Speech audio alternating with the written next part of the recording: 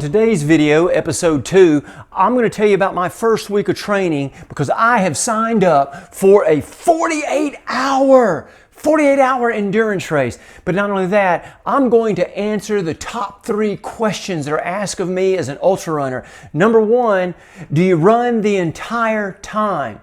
Number 2, do you sleep?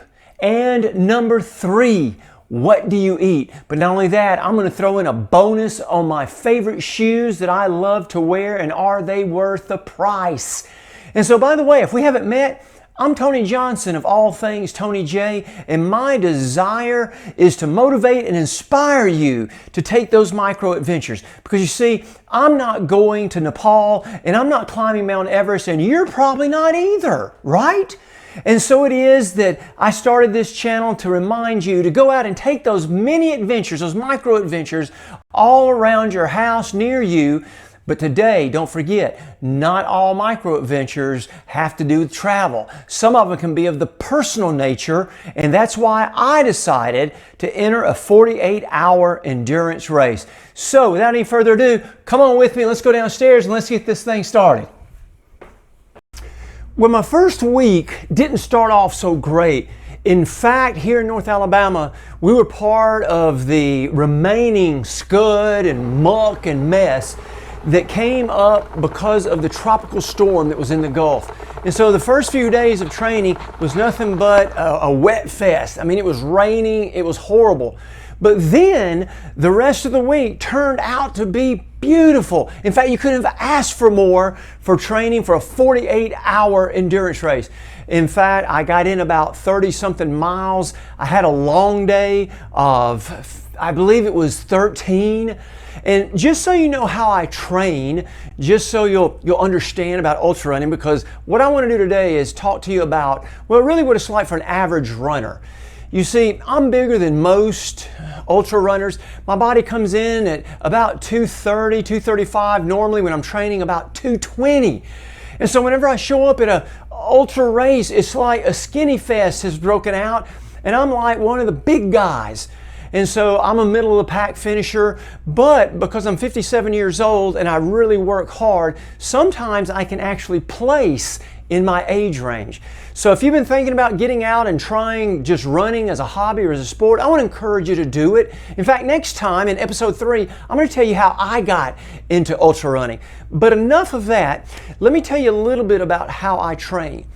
I believe in low mileage training, and that's why this week I only got 25 miles. Usually I'll go out for an average run of anywhere between 5 and 7 miles. But I really depend on that one long run during the week, and weeks out, I'll usually try to make that a 20-mile run. Then as I get closer to race day, I'll start tapering back a little bit and maybe do 12 to 15. And so I really like low mileage running because I have a family and I can't go out and sacrifice just hours on end to train, and I'll probably never be as good as I can be, but that's okay. I'm right in that sweet spot where I like to be. Now, when people find out that I'm an ultra runner, they ask me 3 questions. The first one, as I alluded to earlier, the first one happens to be with running. Do we run the entire time? That's always question number 1. And the short answer is yes and no. You see, it's an endurance race, so it's all about strategy. And unless you're a superstar, nobody can hardly stay up for 48 hours at a time. But even in a 24-hour race, here's what normally happens. It's an endurance race, not an endurance run. And what you're going to find out happening is, yes, we walk. I know it's a wah, wah, wah, but yes, we walk. But what you've got to understand is there's a walk-run strategy. Now, if you walk too much, you're not going to get as many miles in. And if you run too much, you're going to get gassed and you're not going to get as many miles in. And so that's part of the fun of running an ultra marathon, is the strategy. It evens the playing field. You see, some of the shorter races, in my opinion, are a lot for the young guys. It's a sprint. These 5Ks, I don't stand a chance. But when it gets into how much do you walk, how much do you run, then it makes all the difference in the world, because you get to choose how you want to do it. Some guys choose well, some don't. Some ladies will, some don't. And so it becomes a big head game. But not only that, here's what's interesting, is in timed races, you're just seeing how far you can go in a certain amount of time. And oddly enough, a lot of these are done in a 1 mile loop. You might say that gets a little monotonous, and I would say, you are right. But the reality of it is that you also get to set up your camp where you want to sit and rest whenever you want to, and you get to go by it once every mile, which is a really big plus. So the simple answer is, do we run the entire night? No. It's a walk-run strategy. The second biggest question that I get asked is, what about your sleep? Do you sleep? Well, the answer once again is yes and no. Because remember, if you sleep too much, you got to remember you're in a race. It's strategy once again. Now, in 24-hour endurance races, I usually don't sleep. In fact, I rarely sit down more than maybe 10 minutes, just 2 or 3 times in a 24-hour period. And that becomes a little different in the 48, I should say, endurance race, because then you're going to sleep a little bit if you can. A lot of times it's just mainly resting. But keep in mind, you've got to decide strategy once again. Now, what I'm going to be doing for this race is I'm not going to be sleeping much that first 24 hours. I'm going to try to get as many miles in as I can. But here's the deal. If you go to sleep and you sleep too long, what happens if you get up and you're still cramping, you're still hurting? Well, then you've lost a lot of hours on the race course. And so you're just going to have to figure it out. Am I going to sleep a lot? No. Am I going to sleep a lot in a 48-hour race? No. So what about question number 3? What about food? Now that's an important one, because you can imagine how many calories you're burning running in a circle for 24 hours, 48 hours. And by the way, when it gets night, it gets dark and it gets lonely. And so usually we'll have headlamps on. And of course the headlamp doesn't do much for you. You can usually see just right down in front of you, which makes it even more interesting. But that's what I love about endurance racing. It's all about the strategy. It's all about that mental toughness. Do you have what it takes? Do you have the grit? Can you make it to the end? And so food plays a big part of it. Now, one of the things you might ask is, what kind of food's available? Do you have to cook your own?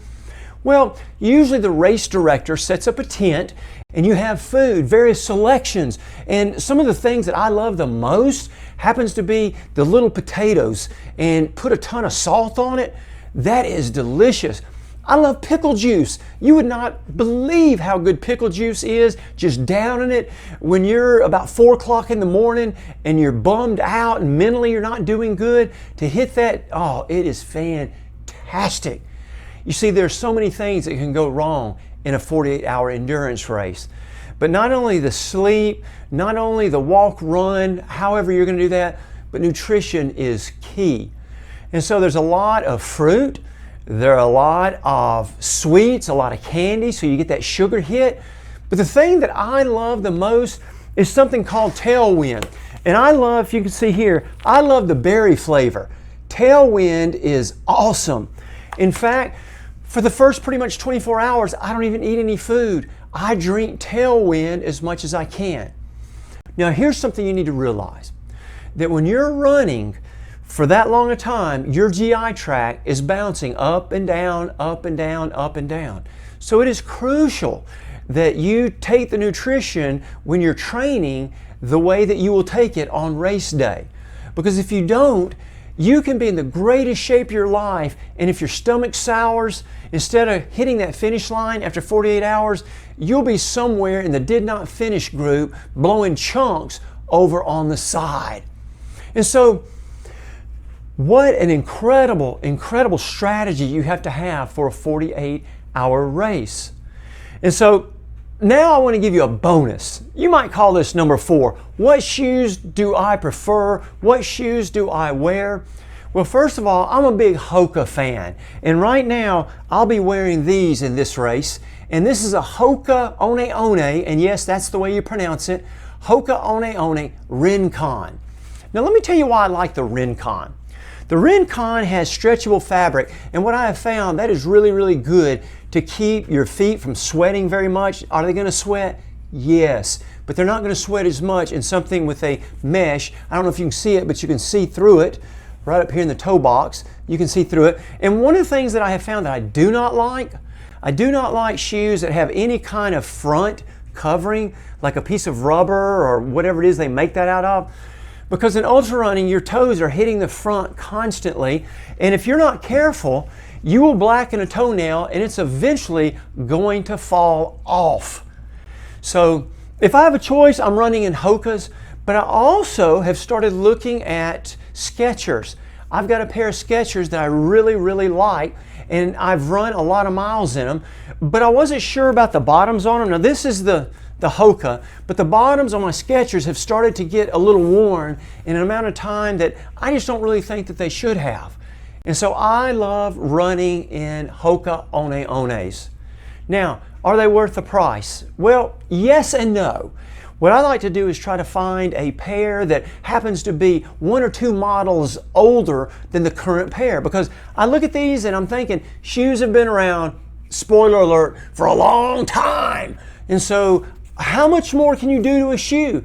So if I can find one that's in overstock, or maybe it's 2 or 3 models earlier, that's what I'm going to get.